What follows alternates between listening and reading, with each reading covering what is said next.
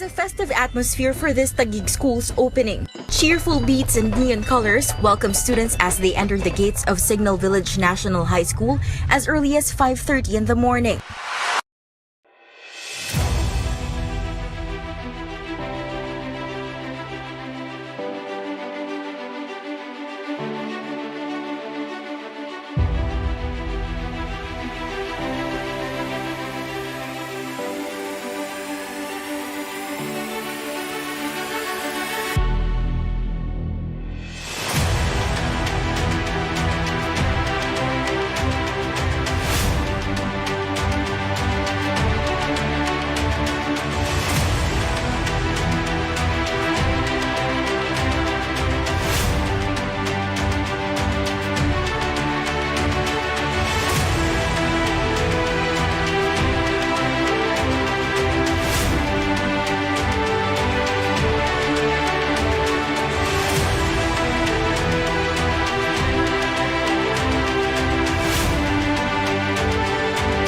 So we have decided to the clamor also the mayors, probably much worried than we here. So classes will be suspended in NCR, National Capital Region, beginning tomorrow, and it will end in March 14. We are saying that there will be no face-to-face classes and sessions until we are assured of the safety of our children and our teachers. However, we also believe, Mr. President, that we can provide learning opportunities to our students without necessarily requiring them to go to school. And this we can do through what is described as blended and distant learning. Shall be suspended beginning March 15, 2020.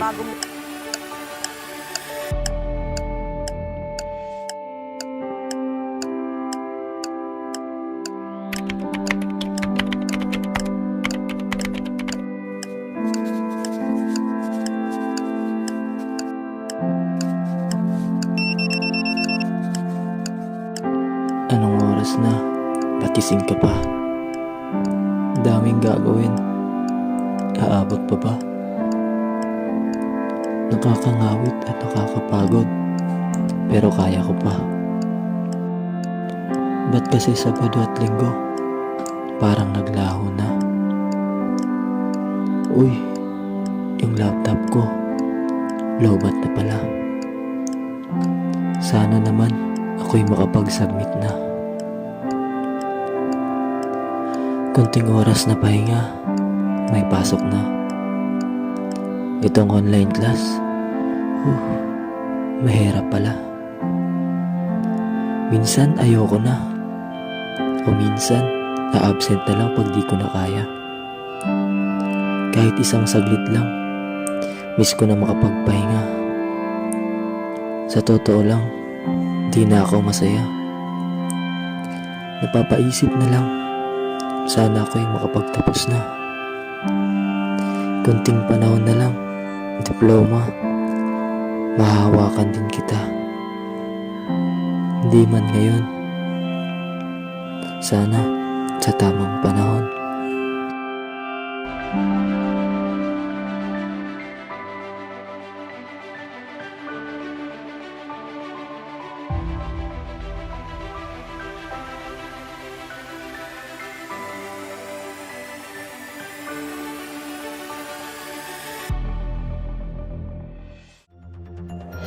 Braving the changes and accepting the challenges. School program, program development, And program evaluation.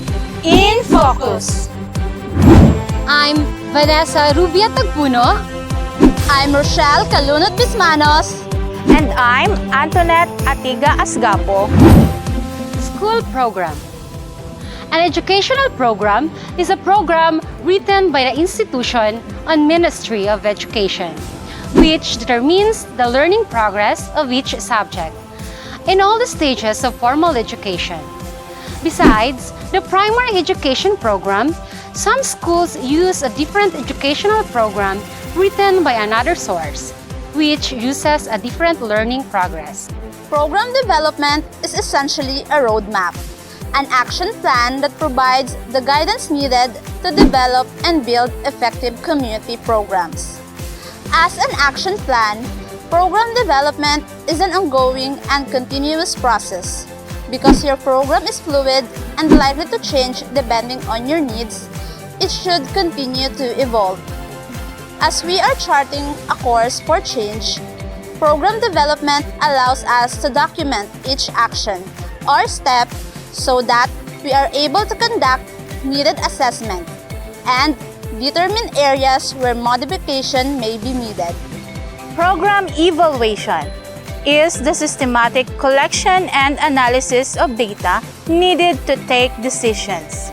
Program evaluation provides information needed to determine the effectiveness of a project for participants, documents that objectives have been met, provides information about service delivery that will be useful to staff and other audiences, and enables staff to make changes that improve program effectiveness. Here are some of the programs that are developed and implemented in the Department of Education. The first program is the School-Based Feeding Program. Despite the school closures caused by the pandemic, the Department of Education continues to implement the School-Based Feeding Program in order to improve the nutritional status and eliminate micronutrient deficiencies in order to promote student involvement and learning outcomes. The implementation of the School-Based Feeding Program has been changed in line of the pandemic's modifications, with the highest priority given to the welfare, safety, and health of learners and personnel involved, while also ensuring the program's objectives are achieved. The food and milk packs were delivered directly to the learners' homes, while in some locations, parents or guardians were permitted to claim the weekly food pack rations in addition to the learning modules.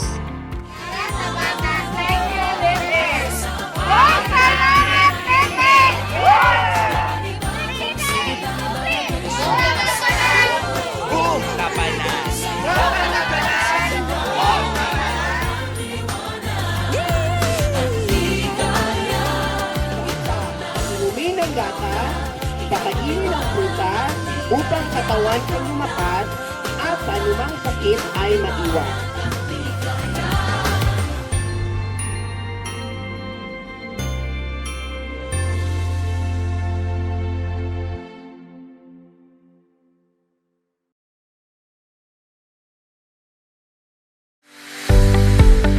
Another program is Human Resource and Training Program.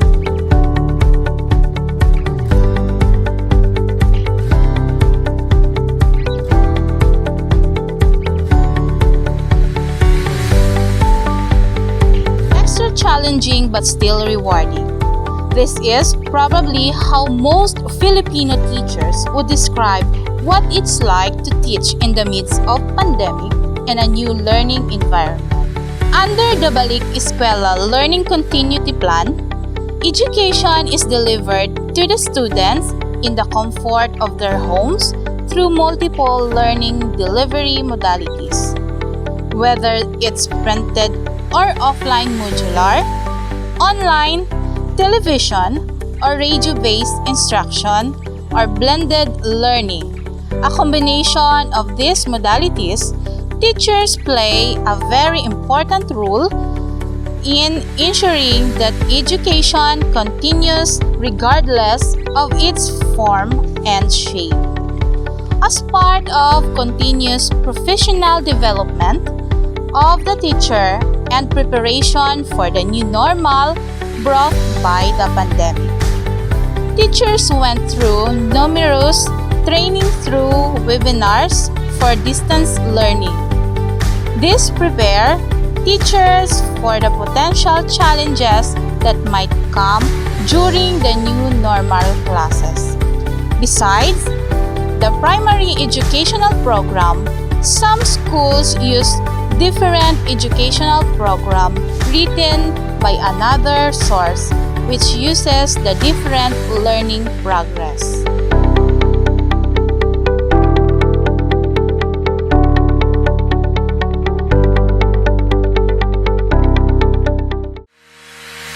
And the last one, Read at Home program.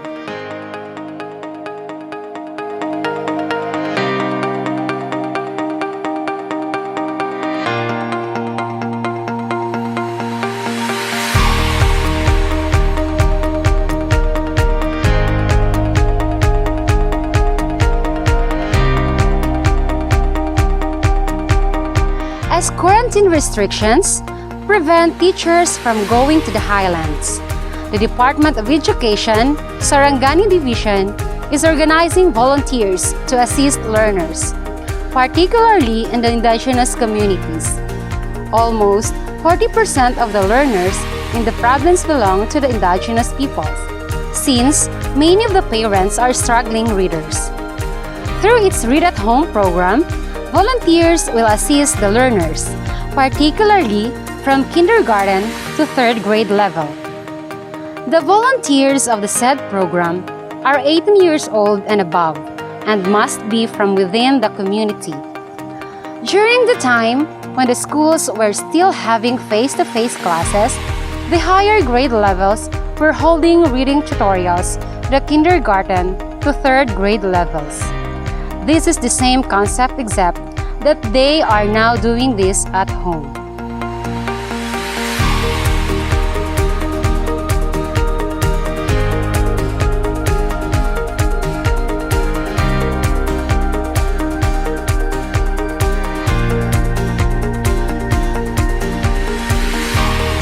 Filipinos are known for being flexible even in times of calamity. The smile in the faces of Filipinos manifest their being optimistic is embracing the challenges of life that made them survive and start a new beginning. Just like a philosopher Heraclitus who once said, "No one can step the same water twice." Teachers, administrators, parents, and other stakeholders should realize that change is a part of growth.